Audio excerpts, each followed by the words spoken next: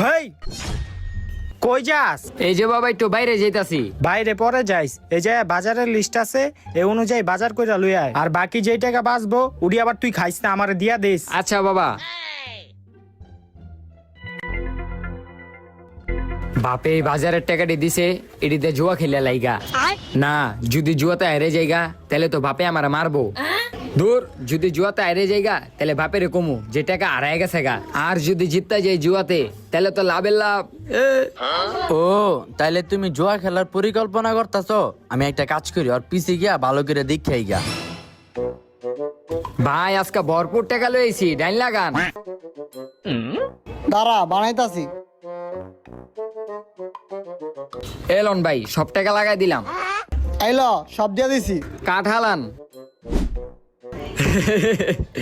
Elon, এই দেখেন আমি জিততে গেছি গা।